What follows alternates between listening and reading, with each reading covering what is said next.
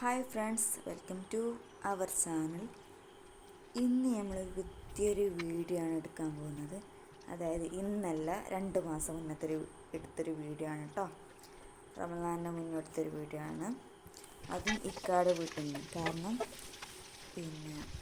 ഫോണിൽ കുറച്ച് സ്റ്റോറേജും കാര്യങ്ങളൊക്കെ ആയ വിഷയം കൊണ്ട് അങ്ങനെ എഡിറ്റ് ചെയ്യാൻ ഡിലേ ആയ വീഡിയോ ആണ്. ഇപ്പം ഞാൻ ഇന്നാണ് എഡിറ്റ് ചെയ്യുന്നത്. അപ്പം ചിക്കൻ കറിയാണ് വെക്കാൻ പോകുന്നത്. അപ്പം ചിക്കൻ നന്നായി കഴുകിയൊക്കെ വെച്ച് നമ്മൾ ഈ വെജിറ്റബിളൊക്കെ കട്ട് ചെയ്ത് ഇഞ്ചി വെളുത്തുള്ളിയൊക്കെ ചതക്കണം. അപ്പം വല്യുള്ളിയും തക്കാളിയും ഒക്കെ കട്ട് ചെയ്ത്, മുളകും കട്ട് ചെയ്ത്, പിന്നെ ഇഞ്ചിയും വെളുത്തുള്ളിയാണ് ചതക്കിയത്. പിന്നെ കുറച്ച് മസാല ചിക്കനിൽ കൂട്ടാൻ വെച്ചത് ചിക്കനിൽ നേരത്തെ പിടിക്കാൻ വേണ്ടിയാണ് ഞാൻ അങ്ങനെ ചെയ്യുന്നത്. ചിക്കനിൽ ഞാൻ ആദ്യം മസാല ഇട്ടിട്ടുണ്ട്. അതിലുള്ള മഞ്ഞൾപ്പൊടി, മുളക് പൊടി, ഉപ്പ്, മഞ്ഞൾപ്പൊടി, ഇഞ്ചി വെളുത്തുള്ളിൻ്റെ പേസ്റ്റൊക്കെ പിഴിഞ്ഞ് എല്ലാം മാഗ്നേറ്റ് ചെയ്ത് അങ്ങനെ റെസ്റ്റിൽ വെച്ചു. പിന്നെ 2 മൂടി സുർക്കയും ഒഴിച്ച് അങ്ങനെ ഷേക്ക് ചെയ്ത് അങ്ങനെ അവിടെ വെച്ച്. പിന്നെ അടുപ്പത്താണ് ഉണ്ടാക്കാൻ പോകുന്നത്. മൺചട്ടിയിൽ അടുപ്പത്ത് പണ്ടത്തെ സ്റ്റൈലിൽ. അപ്പോൾ പണ്ടത്തെ സ്റ്റൈലിൽ അടുപ്പിലൊക്കെ വിറക് വെച്ച് ഓലക്കൊടിയൊക്കെ കത്തിച്ച് അങ്ങനെ ഉണ്ടാക്കാൻ പോകുന്നത്. അപ്പോൾ അതിനുള്ള സാധനങ്ങളൊക്കെയാണ് അടുപ്പ് കല്ലുമ്മേ വെച്ചത്. അപ്പോൾ തീയൊക്കെ എടുത്ത് ഞാനങ്ങനെ മൺചട്ടി വെച്ച് മൺചട്ടി ചൂടാൻ വെച്ച്, പിന്നെ അതിലേക്ക് വെളിച്ചെണ്ണ ഒഴിച്ച് കടുക് പൊട്ടിച്ച് ഉലുവ പൊട്ടിച്ച് ഓയിലാട്ടോ ഉലുവ പൊട്ടിച്ച് കറിവേപ്പിലിട്ട്, പിന്നെ അതിലുള്ള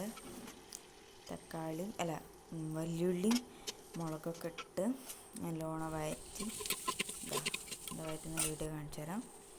പിന്നെ ഒന്നുകൂടി പെട്ടെന്ന് വഴന്ന് കിട്ടാൻ വേണ്ടി കുറച്ച് പൊടിപ്പിട്ടു. അപ്പം അങ്ങനെ നല്ലോണം ഇങ്ങനെ വഴറ്റി പിന്നെ മൂടി വെച്ച് അങ്ങനെ തുറന്ന് അത് വേവുന്ന വരെ അങ്ങനെ വെച്ച്, പിന്നെ അതിലേക്ക് ഇഞ്ചിയും തക്കാളിയൊക്കെ ഇട്ട് ഇഞ്ചി ചതക്കിയതിട്ടോ. അപ്പോൾ തക്കാളി ഒന്നും കൂടി നന്നായി വഴറ്റി മൂടി വെച്ച്. തീയൊക്കെ അടുപ്പാകുമ്പോൾ തീയൊക്കെ അങ്ങോട്ടും ഇങ്ങോട്ടും കൂടാനും കുറയാനൊക്കെ സാധ്യതയുണ്ട്. അപ്പോൾ വിറകൊക്കെ മാറ്റി വെച്ച് അങ്ങനെ ആക്കിയാണ് വെക്കേണ്ടത്. ഇപ്പോഴത്തെ കുട്ടികളൊന്നും അടുപ്പ് യൂസ് ചെയ്ത് ഇങ്ങനെ വെക്കുന്നൊന്നും പറയാൻ പറ്റില്ല. പക്ഷെ ഞാനൊക്കെ വെക്കും, സാഹചര്യം കൊണ്ട് വെച്ച് നിൽക്കും. അപ്പം അങ്ങനെ വഴറ്റിയെടുത്ത് സ്മെല്ലൊക്കെ ഉണ്ട്. പിന്നെ അതിലേക്ക് മഞ്ഞൾപ്പൊടി, പിന്നെ മുളക് പൊടി, മല്ലിപ്പൊടി കുറച്ച്, ഉപ്പ് നോക്കിയിട്ടാണ് ഇടുന്നത്. ഉപ്പ് നേരത്തെ ഇട്ടതിനോട് അത് നോക്കിയിട്ടാണ് ഇടുന്നത്. അതാണ് ഉപ്പ് ഇടാത്തത്. നോക്കിയിട്ട് സെറ്റായപ്പം ഉപ്പ് അതിൽ കുറച്ചിടും. അപ്പോൾ അതിൽ കുറച്ച് വെള്ളം ഒഴിച്ച് മസാല ഒന്ന് വേവാൻ. ഞാൻ പൊതുവെ വെള്ളം ആദ്യം ഒഴിക്കുകയില്ല, ചിക്കൻ ഇട്ടിട്ടാണ് വെള്ളം ഒഴിക്കുക.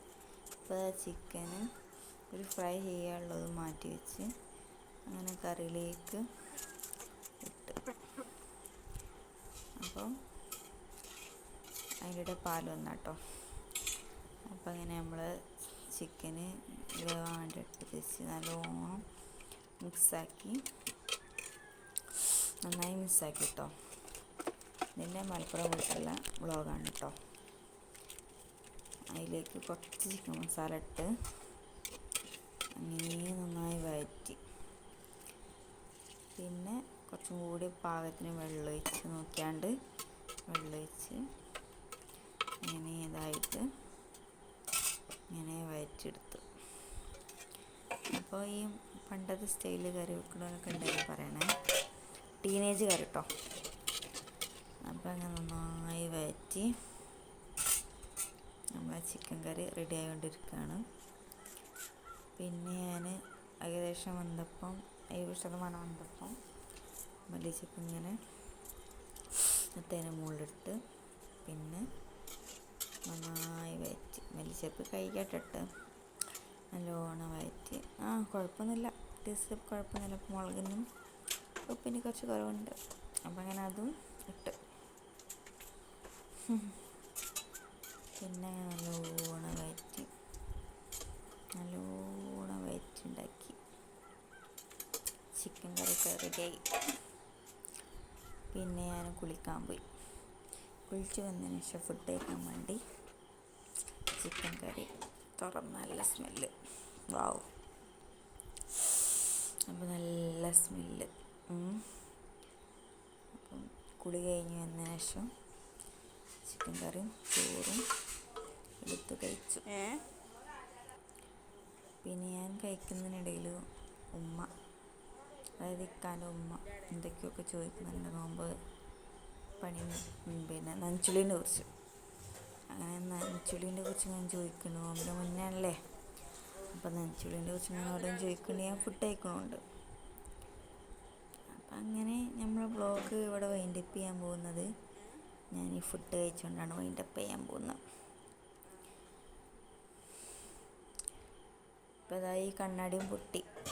ഇപ്പോൾ വേറെ കണ്ണാടി യൂസ് ചെയ്തുകൊണ്ടിരിക്കുന്നുണ്ട്. പക്ഷേ ഈ കണ്ണാടിൻ്റെ കാല് പൊട്ടിയപ്പം അങ്ങനെയാണ്. അപ്പോൾ നമ്മളെ മലപ്പുറത്തെ വ്ളോഗ് ഇവിടെ അവസാനിക്കുന്നു. Tata bye bye. Okay, see U.